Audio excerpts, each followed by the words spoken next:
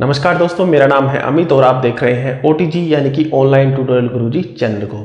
दोस्तों, इस वीडियो में मैं आपको बताने वाला हूं कि एक्सिस बैंक के अपने किसी भी अकाउंट में अपना एड्रेस अपडेट करवाने के लिए आप ऑफलाइन फॉर्म कैसे भर सकते हैं। दोस्तों, वीडियो में आगे बढ़े उससे पहले आपसे एक छोटी सी रिक्वेस्ट है कि प्लीज़ एक बार इस वीडियो को लाइक और चैनल को सब्सक्राइब कर दीजिए, क्योंकि आप वीडियो तो पूरी देख लेते हैं लेकिन चैनल को सब्सक्राइब नहीं करते, और जब तक आप सब्सक्राइब ही नहीं करेंगे तब तक आपको पता ही नहीं लगेगा कि मेरे चैनल पर नई वीडियो कौन सी आई है। तो चलिए देखते हैं।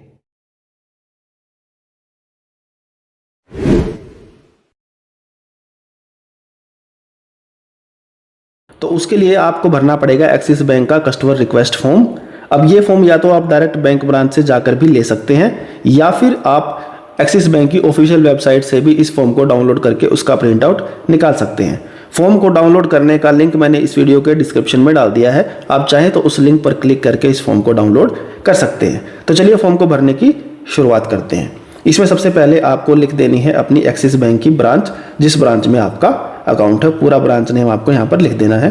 उसके बाद उसी ब्रांच की सोल आईडी आपने यहाँ पर फिलअप कर देनी है। सोल आईडी नहीं पता तो या तो आप बैंक से पता कर सकते हैं, या फिर आप एक्सिस बैंक की ऑफिशियल वेबसाइट से भी सोल आईडी पता कर सकते हैं अपनी ब्रांच की।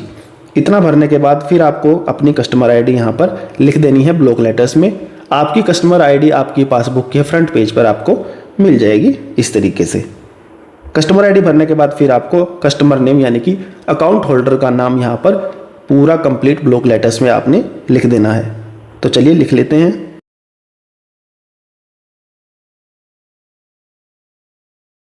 तो ब्लॉक लेटर्स में कुछ इस तरीके से नाम आपने लिख देना है कस्टमर का यानी कि एप्लीकेंट का। उसके बाद एक नंबर आपने खाली छोड़ना है, सीधा 2 नंबर भरेंगे। आपने भरनी है अकाउंट होल्डर की डेट ऑफ बर्थ। उसके बाद अकाउंट होल्डर के ही आधार कार्ड के आखिरी 4 डिजिट आपने इस तरीके से यहाँ पर लिख देने हैं। उसके बाद अकाउंट होल्डर का पैन कार्ड का नंबर कंप्लीट आपने ब्लॉक लेटर्स में इसी तरीके से लिख देना है। इतना लिखने के बाद फिर आपने नेशनलिटी यानी कि इंडियन कैपिटल ब्लॉक लेटर्स में भर देनी है।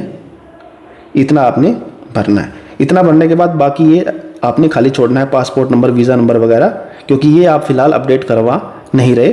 अभी जो मैं आपको बता रहा हूँ सिर्फ उसके लिए इतनी ही डिटेल आपने फिल करनी है। नॉन इंडिविजुअल है तो फिर आप LI कोड वगैरह भी भर सकते हैं। अगर इंडिविजुअल अकाउंट है तो फिर आपको ये सब भरने की ज़रूरत नहीं है। उसके बाद देखिए नीचे यहाँ पर कुछ डिटेल आपके सामने है। अब देखिए एक्सिस बैंक में अगर एक से ज़्यादा अकाउंट है, जैसे सेविंग भी है, लोन भी है, तो सभी तरीके के अकाउंट में आप ये डिटेल अपडेट करवाना चाहते हैं तो आप और रिलेशनशिप पर टिक करना। अगर पर्टिकुलर कोई अकाउंट जैसे सेविंग का ही है तो सीधा आप सेविंग पर टिक कर सकते हैं, या जिस भी तरह का आपका अकाउंट हो उसी तरह के अकाउंट पे आपको टिक कर देना है। ये देखिए यहाँ पर, तो मान लीजिए सेविंग या FD इनमें से कोई एक ही अकाउंट है एक्सिस बैंक में, तो आप इनमें से किसी एक पर ही टिक कर देना। उसके बाद देखिए नीचे यहाँ पर बहुत सारे ऑप्शन दिए हुए हैं।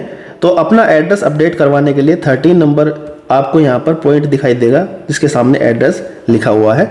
तो एड्रेस के सामने सबसे पहले आपको ये देखना है कि आपने अपना कम्युनिकेशन एड्रेस अपडेट करवाना है या फिर परमानेंट एड्रेस अपडेट करवाना है। दोनों ऑप्शन यहाँ पर दिए हुए हैं A और B करके। तो जो भी एड्रेस आपने अपडेट करवाना है उसी भी आपने टिक करना है। मान लीजिए अगर कम्युनिकेशन एड्रेस अपडेट करवाना होगा तो यहाँ पर मुझे इस तरीके से टिक करना पड़ेगा। उसके बाद कम्युनिकेशन में भी रेजिडेंस का या ऑफिस का, इन दोनों में से आपने यहाँ पर टिक कर देना है जो भी एड्रेस आप अपडेट करवाना चाहें। ये यहाँ पर टिक करने के बाद फिर नीचे आपको अपना कंप्लीट एड्रेस फिल आउट कर देना है, जो भी एड्रेस आप अपने बैंक अकाउंट में अपडेट करवाना चाहते हैं। 1 बाय 1 करके तीनों रोज में आपने कैपिटल ब्लॉक लेटर्स में आपका कंप्लीट एड्रेस जो भी आप अपडेट करवाना चाहते हैं वो आपने यहाँ पर फिल कर देना है। दोस्तों ध्यान रखना, आप यहाँ पर वही एड्रेस फिल करना जो आपके ID प्रूफ में हो। तो अगर आपने अपनी बैंक में एड्रेस अपडेट करवाना है तो बेटर ये होगा सबसे पहले आप अपनी ID प्रूफ में एड्रेस अपडेट करवा लें, क्योंकि बैंक वाले भी आपके अकाउंट में एड्रेस अपडेट करने के लिए आपकी ID मांगेंगे। अगर आपकी ID में भी यही एड्रेस होगा तो ही बैंक में ये एड्रेस आपका अपडेट हो पाएगा। तो इस तरीके से आपने यहाँ पर पूरा एड्रेस लिख देना है। इसके साथ ही अगर कोई लैंडमार्क वगैरह भी है तो वो भी आप यहाँ पर लिख दीजिएगा। उसके बाद आपको अपनी कॉलोनी या भी जो भी आपका टाउन है उसका नाम लिख देना है। यहाँ पर अलग अलग आपको ऑप्शन दिए हुए हैं। उसके बाद अपना एड्रेस का सिटी आपको यहाँ पर लिख देना है। उसके बाद स्टेट यहाँ पर एंटर कर देंगे, फिर पिन कोड और कंट्री यानी कि इंडिया। ये सभी डिटेल आपने एड्रेस में बड़े अच्छे तरीके से, जैसे मैं आपको दिखा रहा हूँ, इस तरीके से आपने भर देने हैं। और फिर यहाँ पर कंट्री नेम भी लिखा हुआ है। पूरा एड्रेस भरने के बाद अब देखिए नीचे यहाँ पर एक एड्रेस प्रूफ का डॉक्यूमेंट के लिए भी स्पेस दिया हुआ है। अब यहाँ पर आपको उस डॉक्यूमेंट का नाम लिखना है जो डॉक्यूमेंट अपने एड्रेस प्रूफ को वैलिड करने के लिए, आप वेरीफाई करने के लिए लगाएंगे। जैसे अगर आधार कार्ड लगाएंगे तो फिर आपको यहाँ पर लिखना पड़ेगा आधार कार्ड, या जो भी डॉक्यूमेंट आप लगाएंगे उस डॉक्यूमेंट का नाम लिख देना है। उसके बाद नीचे आना है, यहाँ पर आपको उस दिन की तारीख भर देनी है जिस तारीख को आप ये फॉर्म बैंक में जमा करवाएंगे।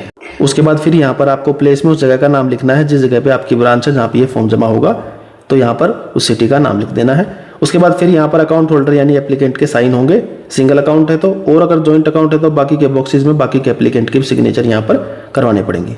उसके बाद ये देखिए यहाँ पर नीचे ऑफिस यूज के लिए स्पेस दिया गया है, इसमें आपने कुछ भी फिल नहीं करना है, इसे खाली छोड़ देना है। इसमें बैंक जो चाहेगा अपने आप भर लेगा। बस आपको इस फॉर्म में इतना ही भरना है। इसके बाद जो इसका सेकंड पेज है उस पर भी आपने कुछ नहीं भरना है, आपको सिर्फ अपना एड्रेस अपडेट करवाने के लिए यही चीज़ें भरनी है जो मैंने आपको बताई है। ये भर के आप अपने आईडी प्रूफ के साथ जैसे इस फॉर्म को जमा करवाएंगे तो आपके अकाउंट में आपका एड्रेस अपडेट हो जाएगा। तो दोस्तों कैसी लगी आपको ये वीडियो? अगर वीडियो अच्छी लगी हो तो वीडियो को लाइक कर दो, और अगर वीडियो से संबंधित कोई सवाल आपके मन में है तो वीडियो के नीचे कमेंट करके मुझे जरूर पूछें, मैं जल्द से जल्द आपके सभी सवालों का जवाब दूंगा। और जाने से पहले चैनल को सब्सक्राइब जरूर कर देना, क्योंकि आपका एक सब्सक्राइब मुझे ऐसे ही इंफॉर्मेटिव वीडियोस बनाने के लिए मोटिवेट करता है। और अगर एक्सिस बैंक के ऊपर और भी यूजफुल और इंफॉर्मेटिव वीडियो देखनी है तो आप यहाँ पे क्लिक करके देख सकते हैं।